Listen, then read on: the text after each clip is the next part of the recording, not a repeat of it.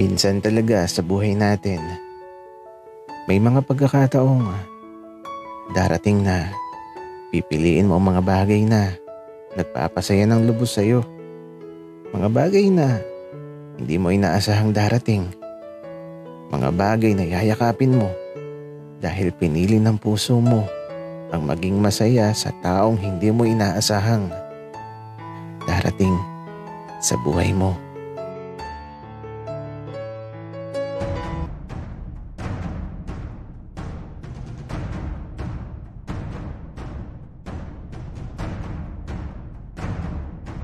Kaibigan, huwag mong kalimutan mag-subscribe sa aming channel at huwag din kalimutan i-click ang notification bell at subscribe button. Subscribe na!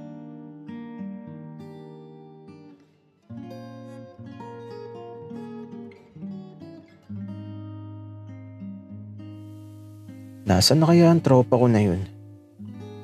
Ilang araw ko na siyang hindi nakikita. Kapag pumupunta ako sa bahay nila, lagi siyang wala. Medyo nag-aalala tuloy ako kung bakit. Hinayaan ko na lang. Baka kasi may pinagdadaanan ng taong yun. Kaya naman sa paglipas ng mga araw, bakit ba tong si tati at nanay ay hindi pinapaalis yung babaeng sinagip ko sa bahay na pinatira? Kaya habang wala si Axel sa bahay, doon ako natutulog sa kwarto niya. At yung babae naman, doon sa kwarto ko.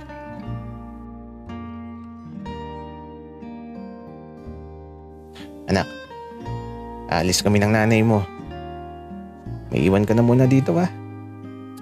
Mga 3 araw kaming mawawala. Tatay, teka lang. Bakit di niyo ako isasama? Anak naman Ilang taon ka na ba? Matanda ka na. Gusto ko nang magkaapo. Sige na. Magkakataon mo na yan. Uwi ka ng tatay ko at aba. Iniwan talaga nila ako. Kaya eto, simula nung umalis si na tatay at nanay, natakot talaga ako. Kasi naman, nagpaalam yung babae na maliligo lang daw.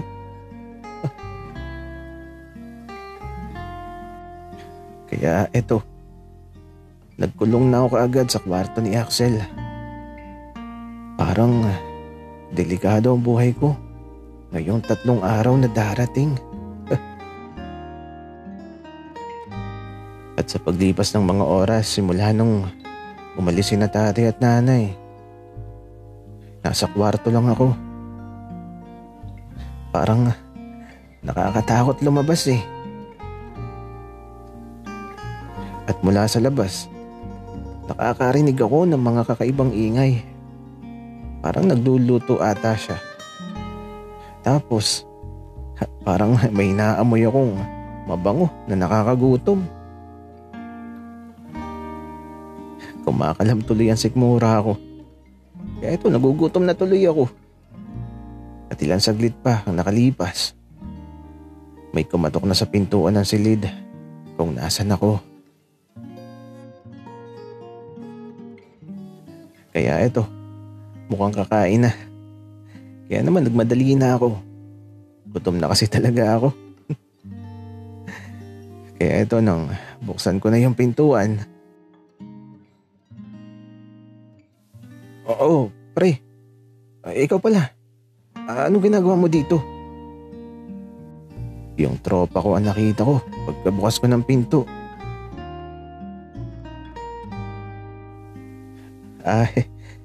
Pinapasok na niya ako. Andito ka daw sa kwarto ni Axel. Ganun ba? Pero bakit pala andito ka, pre? Okay lang ba na mag-usap tayo? Kahit saglit lang.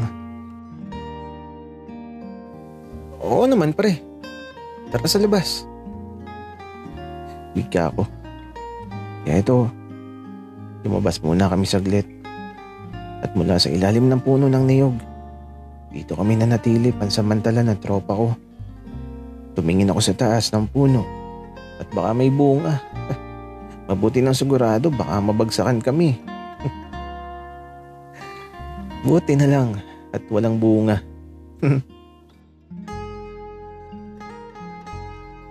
Oy, pare. Ilang araw kang nawala ah. Saan ka ba nanggaling? Dyan lang sa tabi-tabi. Nag-isip-isip. Uy, pre. Grabe kang mag-isip-isip. Hinahanap kaya kita. Bakit mo naman ako hinahanap? Pre. Ano ka ba?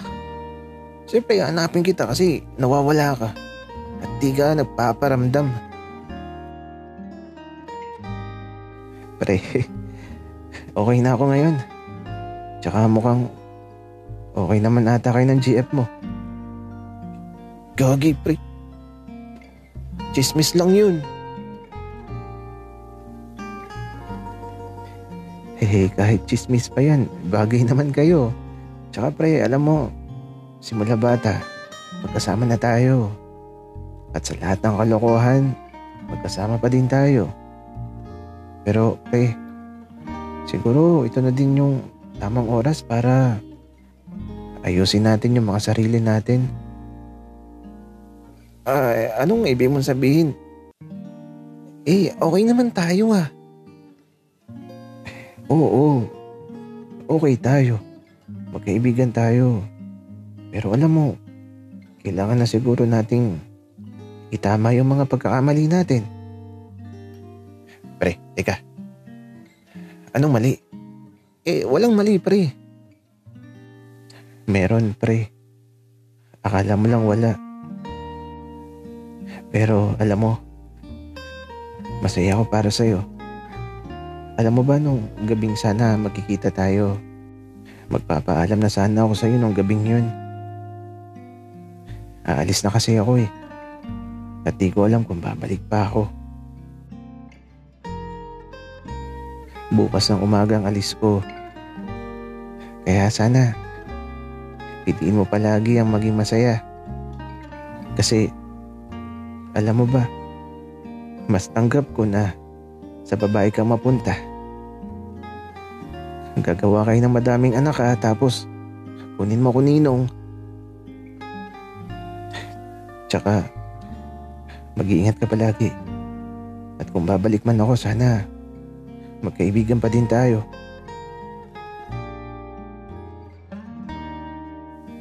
Natahimik ako bigla na halos di maunawaan ng lahat. Teka lang. Saan ka ba pupunta? Bakit kailangan mong umalis? Sorry kung di ko sinabi kaagad. Alam ko kasing malulungkot ka Pero ngayong alam kong may mag-aalaga na sa'yo, masaya na akong lilisanin ang lugar na to. At kahit anong mangyari, sana magkaibigan pa din tayo.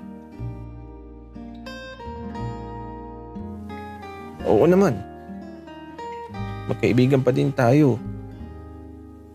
Mag-iingat ka ha. Sige na. Aalis na ako. At hinahanap ka na ata ng misis mo. Wait ka na, tropa ko. Gagi. Hindi ko pa misis yun. Tsaka pre, kung mangyayari man ang bagay na yan, bahala na ang guhit ng aking kapalaran.